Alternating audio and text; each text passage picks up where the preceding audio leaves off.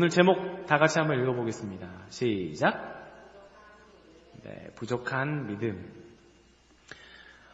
배를 타고 도착한 곳에 수많은, 정말 많은 사람들이 예수님께로 모여 있었어요.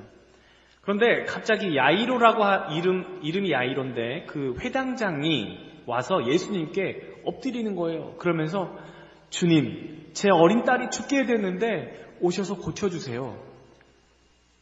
일면식도 없는, 처음 뵈는 주님 앞에 자기 딸을 고쳐달라고 간청을 드리는 거예요.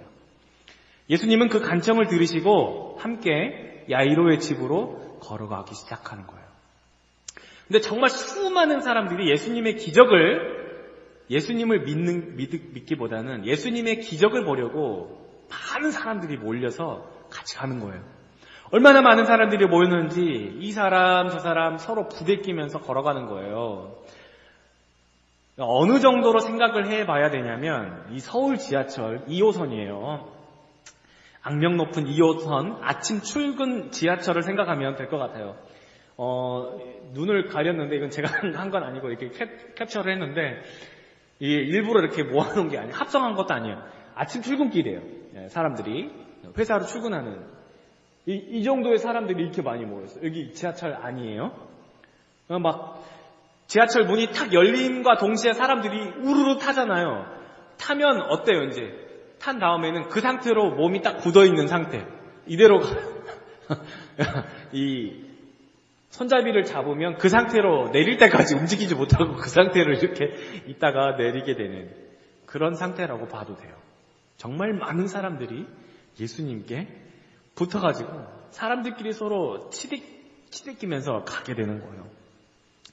예수님이 정말 많은 사람들 사이에 그렇게 걸어가시는데 아무리 재촉해도 여러분 그렇게 많은 사람들이 있는데 이 걸음이 빠르겠어요? 아니에요. 회당장 그 야이로는 마음이 급한 거예요. 자기 딸이 죽게 되었으니까 빨리 좀 가서 고쳐줬으면 좋겠는데 사람들이 너무 많아요. 자, 그런 상황이에요. 빨리 걸어갈 수도 없는 상황. 다른 사진 보겠습니다. 자, 이거는 문재인 대통령이 되기 전에 후보 시절에 유세하던 시즌. 지금 가운데 이 대통령이 있는데 많은 사람들이 이렇게 지금 지지하지 않습니까? 이 가운데 문재인 대통령이 걸어간다고 하더라도 빨리 갈 수가 없는 상황이에요. 거의 이 정도라고 생각하시면 돼요. 그러니 자, 사건은 여기서부터 이제 시작이 됩니다. 회당장 야이로의 집으로 가는 길에 갑자기 오늘 등장인물 12년 동안 혈루증을 앓는 이 여인이 등장하게 되는 거예요. 이 혈루증이라는 병은 여자분들이 하혈을 하는 증세인데 피가 멎지 않고 피가 계속 그냥 이렇게 흐르는 그런 병이라고 합니다. 자, 이 여인은 제법 잘 사는 축에 속해 있어요. 왜냐하면 당시에 뛰어난 그런 의술이 없었기 때문에 그렇게 한 번에 가서 병을 낫다든지 그렇게 할 수 있는 게 아니에요. 많은 진찰료도 또 약값도 지불했지만 낫지 않는 거예요. 자, 그리고 또 본문 26절에도 이렇게 얘기합니다. 많은 의사에게 많은 괴로움을 받았고 라고 하는데 당시에 의사는 때때로 자기가 환자를 치료를 하다가 잘 안 되면 환자를 점쟁이한테 보내기도 하고 이교도 사제들한테 보내서 어떤 주술적인 의식으로 악귀들을 쫓아내려고 하는 그런 주문을 외우기도 하고 그런 데로 보내기도 합니다. 그러니까 우리나라에서도 점쟁이나 그런 구슬 통해서 병을 낫게 하려는 방법과도 같은 거예요. 큰 돈이 들어가는 거죠. 그 당시도 마찬가지예요. 그렇지만 그렇게 해도 뭐라 그래요? 많은 의사에게도 많은 괴로움을 당했다는 거예요. 낫지가 않아요. 그냥 괴로움만 당한 거예요. 돈만 다 날려버린 거예요. 이 여인이 12년 동안은 그렇게 살아왔어요. 자, 이렇게 살아온 이 여인 가진 것도 다 허비했지만 아무 효험이 없었다라고 말씀하고 도리어 그 병이 더 악화가 되는 거예요. 더 나빠지는 거예요. 어떤 의사도 어떤 것도 그녀의 병을 고치지 못했어요. 달리 방법이 없어요. 이제 그냥 그렇게 죽어가는 수밖에 없는 거예요. 더군다나 이 이스라엘의 율법 레위기 15장 2절부터 보면 유출병에 관련돼서 말씀이 나오는데, 유출병이라는 거는 피가 몸 밖으로 나와 있는 사람에 대한 말씀이에요. 근데 그런 사람들은 부정한 사람이라는 거예요. 정결하지 못한, 깨끗하지 못한 사람이기 때문에 그런 사람들은 따로 구별시켜 버리는 거예요. 근데 그게 굉장히 나쁜 거라 생각하지만, 그렇지 부정하지 않은 그런 정결한 사람들을 보호하기 위한 하나의 방법이기도 해요. 왜냐하면 그게 전염병이 있을 수도 있고 그렇기 때문에 그 이스라엘 백성들을 보호하기 위한 하나님의 그런 하나의 방법이라고 생각하면 되겠습니다. 어쨌든 그런 부정한 사람은 누구든지 그런 사람에게 손을 대서도 안 되고, 또 손을 댄 사람은 그 사람도 부정해버리는 거예요. 또 그 사람은 레위기 14장 45절을 보면, 그런 부정한 사람은 그래서 마을 안에서 살 수 없고 마을 밖에 부정한 사람들끼리 따로 살 수 있게 그런 사람들을 따로 살게 이렇게 했어요. 자, 그렇게 따로 살다가 만약에 그 사람이 병이 나아서 깨끗하게 되면 7일이 지난 후에 8일째 제사장에게 와서 그 몸을 보여야 돼요. 그리고 나서 제사장이 깨끗해졌다라고 하면 와서 제사를 드리는 거예요. 이제 제사를 드리고 나서 그 다음에 이제 그 사람이 속죄가 되고 마을 안으로 들어와서 살 수 있게 되는 거예요. 일단은 규칙은 그런 규칙들이 있어요. 그러니까 한마디로 이 혈루증을 앓는 여인은 12년 동안 한 번도 마을 안에 살 수가 없게 된 여인이었죠. 가족과도 격리가 된 상태, 따로 분리가 된, 보고 싶은 가족도 못 보고, 또 마을 안에서 살 수 있는 장터들, 마을 안에서 있어야 될 물건을 사 먹을 수도 있고, 아무것도 얼씬조차 할 수 없는, 누구도 만날 수 없고 접근할 수도 없는, 그녀와 닿는 물건까지도 부정해져 버리는, 그러니까 이런 상황, 이런 처지를 이해한다면 오늘 이 성경 속에 나타난 이 여인은 어떤 각오란 결심을 한 거예요. 죽음을 결심하는 거예요. 만약에 마을 사람들에게 이 여인이 마을 안으로 들어왔는데 그것이 발각이 되었다. 그러면 마을 사람들은 이 율법을 범했기 때문에 그 법칙에 따라서 이 여인을 처벌할 수 있게 되는 거예요. 마을 밖으로 끌고 가서 죽일 수도 있는 거예요.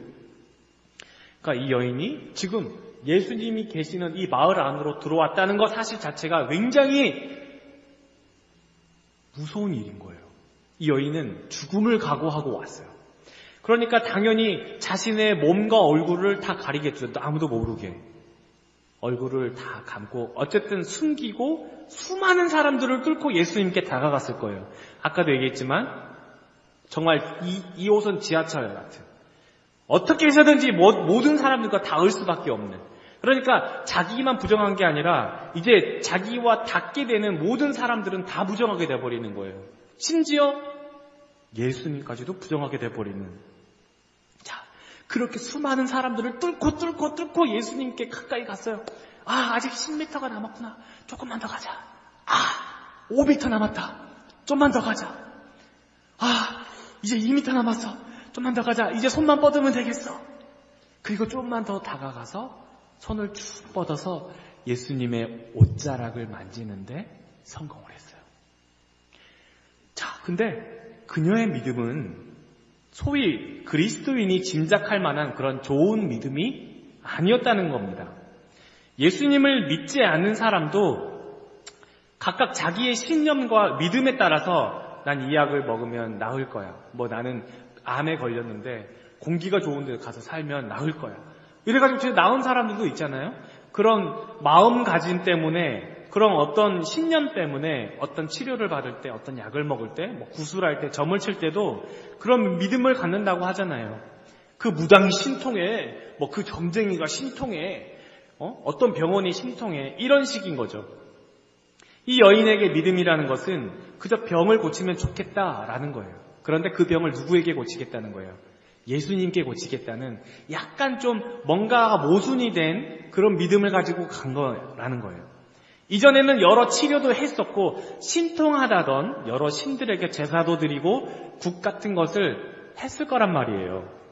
이제 그녀는 그 믿음을 그런 것들이 아닌 예수님께 두고, 그런 놀라운 기적을 보이시고 병자들을 고치시는 분이라면 그분이라면 내 병도 고칠 수 있겠구나 하는 믿음을 가진 거예요. 예수님을 믿긴 믿었지만 뭔가가 이상한 부족한 믿음을 가지고 나아갔다는 거예요. 혈혈증을 앓는 이 여인의 믿음은 알고 보면 부족한 믿음이었어요. 예수님을 믿었다라기보다 그분의 기적으로 내 병이 낫기를 바라는 믿음이에요. 정말 그 믿음이라는 것 자체는 하나님의 아들, 그분이 하나님이시다, 그분이 메시아다, 그리스도다, 그분이 온 세상을 창조하셨다, 뭐 이런 식의 그런 좋은 그런 식의 지식을 가지고 주님께 다가가는 것이 아니라 그분이 많은 병자를 고쳤대라는 것을 가지고 가는 거예요. 자, 그런데 이런 부족한 믿음을 갖고 예수님의 옷에 손을 대니까 뭐라고 하냐면, 오늘 본문의 헬라어는 헥사토 투 히마티오 아우투라고 하는 겁니다. 내가 그의 옷에만 손을 대어도 구원을 받으리라 라고 하는 이 성경은 바로 옷자락 끝을 스치듯이 닿았다라는 거예요. 옷자락 끝을 스치듯이 닿았다. 그러니까 이렇게 잡은 것도 아니고 그냥 스친 거예요. 이렇게 예수님의 옷자락은. 그러니까 그런 믿음을 갖고 있습니다. 내가 저 옷자락만 스쳐도 내 병이 나을 것이다 하는 그런 믿음이에요. 여기서 근데 옷자락은 아무 옷자락이나 얘기하는 게 아니에요.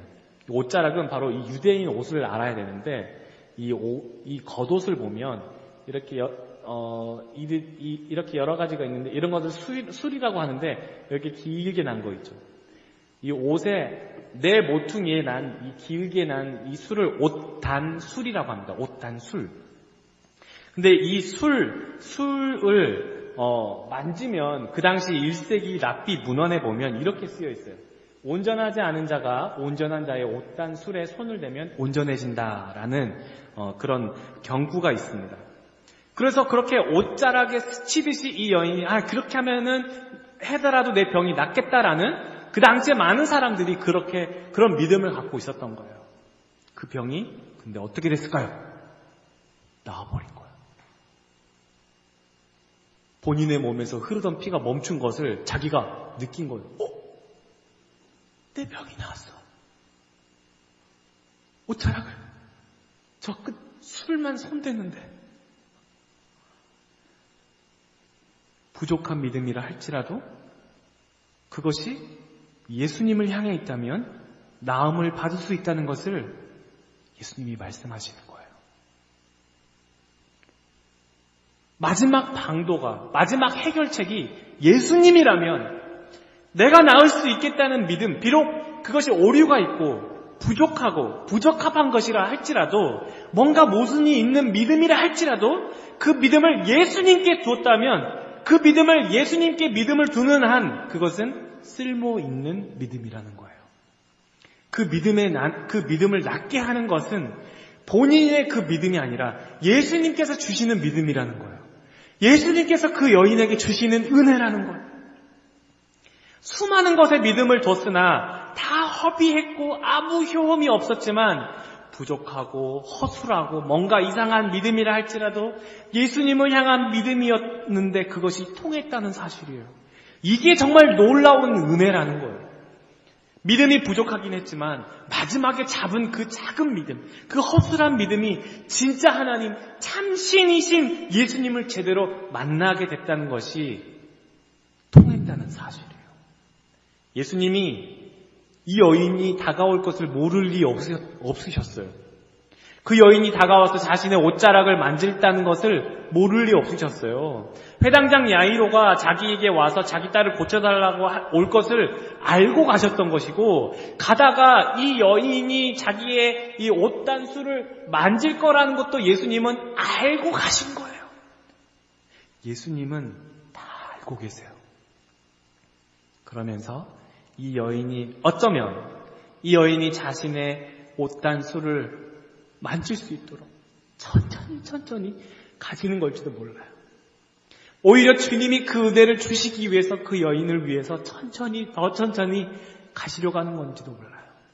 내 마음에 갈급함이 있고 내 마음에 부족함이 있고 뭔가가 내 마음에 두려움이 있고 불안함이 있을 때 내가 그런 마음을 가지고 뭔가가 완벽하지 않고 불안한전한 그런 믿음이라 할지라도 그거 가지고 예수님을 향하면 예수님이 아시고 더 천천히 내가 다가올 수 있도록 나를 위해서 그 걸음걸음을 멈춰주시는 분이세요. 이건 우연이 아니에요. 주님이 이 여인을 사랑하는 것처럼 우리도 그렇게 사랑한다는 것을 말씀하시는 거예요. 그 여인에게 그런 부족한 믿음이 그 여인의 삶을 변화시켰다는 사실을 기억해야 돼요. 우리에게 뭔가 완벽한 믿음, 완전한 믿음은 우리에게는 찾을 수가 없어요. 주님은 아무것도 모른 채 그저 그 사람들을 만난 게 아니에요. 그 만남은 주님이 의도하신 바예요. 그 부족한 믿음이라 할지라도, 그 허술한 믿음이라 할지라도 예수님을 향해 있다면 그 은혜가 전해진다는 것을 우리에게 알려주시기를 원하는 거예요. 우리는 늘 부족한 것 투성이에요. 이 여인과 별반 다를 바 없는 상태예요. 나는 좀 더 좋은 믿음을 갖고 있습니까? 50보 100보예요. 누가 거룩한 하나님의 그 거룩함과 그 완전함을 흉내라도 낼 수 있겠습니까? 하나님에 비해서 우리는 아무것도 아닌 거예요. 다 그냥 거기서 거긴 거예요. 우리가 믿음이 좋아서 구원받는 게 아니에요. 우리의 믿음은 아무리 좋아도 형편이 없어요. 믿음으로 구원받는다고 성경에 써 있었지 좋은 믿음으로 구원받는다는 얘기가 아니에요. 믿음의 수준은 다 거기서 거깁니다. 누가 얼마나 그 믿음을 예수님께 향했는지, 그 부족한 믿음을 가지고 얼마나 예수님을 의지하고 살아가는지가 중요한 거예요. 그 믿음의 상태는 주님이 판단하시는 거지, 내가 스스로 난 믿음이 좋아, 난 어때, 나는 이렇게 주일 성수해, 난 날마다 성경을 읽어, 나는 전도를 100명을 했어, 나는 40일 금식을 3번이나 했어, 이런 게 아니라는 거예요. 그렇다고 믿음을 형편없는 상태로 내버려둬도 된다는 뜻은 아니지만 하나님 보시기에 우리는 죽을 때까지 늘 부족한 믿음이에요. 의인은 없으니 하나도 없다는 말씀은 사실입니다. 그럼에도 불구하고 우리가 구원받을 수 있는 것은 오로지 예수님의 은혜 때문에 그런 거예요. 부족한 거예요. 나는 30%, 나는 25%, 나는 27%, 나는 한 50%. 여전히 100%가 아닌 이상 다 구원 못 받아요. 그럼에도 우리가 100%라고 인정을 받을 수 있는 것은 예수님이 대신 우리를 위해서 죽으셨기 때문에 너 자격 미달인데 내가 100%라고 해줄게 라는 거예요. 네 눈이 범죄하거든 네 눈을 뽑아야지 하나님의 나라에 갈 수 있어. 네 오른손이 범죄라거든 네 오른손을 잘라야지 하나님 나라에 갈 수 있어. 아니 이렇게 얘기하시는 거예요 예수님이. 그러면 우리가 이 세상을 사는데 죄 안 짓는 사람이 어디 있어요? 죄 지을 때마다 눈 뽑고 다리 자르고 손 자르고 막 이러면 우리는 하나님 죽기 전까지는 하나님 나라에 갈 사람이 아무도 없어요. 그런데 예수님이 아니 어떻게 죄 지을 때마다 잘못한 걸 그렇게 다 자르고 막 이렇게 하라는 거예요. 예수님이 하시는 말씀의 의도가 뭐예요? 그 뜻이 뭐예요? 아무도 갈 수 없다는 거예요. 그거 네 몸, 네 눈 잘란다고 해서 갈 수 있는 사람 이 세상에 단 한 사람도 없어. 그런데 내가 대신할게. 내가 내 눈을 빼고 내가 너의 죄 때문에 내 팔을 자르고 내 생명을 대신해서 내가 그 죄값을 치러줄게 라고 말씀하는 거예요. 그래서 하나님 나라에 갈 수 있는 거예요. 우리의 어떤 노력, 우리의 어떤 가상한 그런 게 아니에요. 예수님 때문에, 그 믿음의 어떤 완전함이 아니고 그 예수님 때문에 갈 수 있는 거예요. 이 여인이 부족하고 뭔가 모순이 있지만 그럼에도 그 불구하고 많은 사람들을 뚫고 예수님의 저 옷단수를 손을 대었을 때 구원받을 수 있는 이유는 그것이 예수님이었기 때문에 그런 거예요. 예수님을 믿기에 부족한 우리가 은혜를 받고 사는 것뿐입니다. 은혜라는 것은 내가 무엇을 했기 때문에 응당받아야 되는, 하나님으로부터 받아야 되는 서비스가 아니에요. 한 것도 없는데 받게 되는 것이 은혜예요. 나는 죄만 지었는데 구원받았기 때문에 은혜인 거예요. 우리 모두가 그 은혜 가운데 살고 있잖아요. 헬루증 여인은 주님이 주시는 그 은혜 때문에 병이 낫게 되었어요. 그 방향이 예수님이었기 때문에. 그래서 30절에 예수님께서 그 능력이 자기에게서 나간 줄을 스스로 아시고 누가 내 옷에 손을 대었습니까? 길을 가다가 멈추고 그렇게 얘기를 하는 거예요. 그러니까 제자들이 어이가 없어서 주님 안 보이세요? 주님 이렇게 사람들이 많은데 지하철 2호선처럼 이렇게 사람들이 밀려가지고 지금 서로 부대끼고 하는데 누가 내 옷에 손을 대었냐니요. 말이 돼요 주님? 어이가 없어서 이런 식이야. 정말 어이가 없는 식인 거예요. 지금 내 옷에 손을 대었냐고 지금 물으시나니까? 이 분위기인 거예요, 여러분. 누가 내 옷에 손을 대어서 물으시나니까? 그러니까 주님이 이 여인이 여기서 예수께서 이 일을 행한 여인을 둘러보시니 여자가 자기에게 이루어진 일을 알고 두려워하여 떨며 와서 그 앞에 엎드려 이루어진 일들을, 자기가 했다는 일들을 다 이야기를 하는 거예요. 이 여인은 모든 사람들에게 발각이 되고 말았어요. 랍비 문헌에는, 그 당시에 랍비 문헌에는 남의 이 옷단수를 함부로 만질 경우 합당한 처벌을 받도록 되어 있어요. 심지어 죽일 수도 있어요. 그러니까 이 여인이 두려워하며 떨며 이 사실을 다 얘기를 했. 이래저래 해서 제가 만졌습니다, 주님. 그런데 이렇게, 그럼 이 여인이 이제 처벌을 받아야 되잖아요. 많은 사람들의 관심이 예수님께 쏠렸어요. 이 여인이 내 옷단수를 함부로 만졌다! 그러면 사람들이 이 여인을 처벌할 수도 있을 거 아니에요. 근데 옷단수를 만지고도 처벌을 면할 수 있는 유일한 방법이 있고 유일한 사람이 있어요. 바로 그 옷단수의 소유자의 자녀들이에요. 그 자녀들은 부모의 그 옷단수를 만져도 아무런 법적인 저촉을 받지 않아요. 마치 손자가 할아버지의 수염을 잡아당겨도 모르는 사람이 잡아당기면 나쁜 짓이지. 근데 손자들이 아무것도 모르지 할아버지 수염을 쭉 이렇게 잡아당겨도 그건 귀엽잖아요.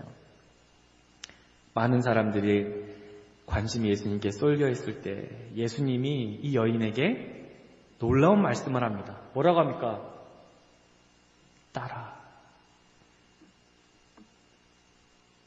딸이라고 말씀하시면서 그 여인이 받아야 할 처벌을 면제시켜 주시는 거예요. 주님의 사랑이고 주님의 은혜예요.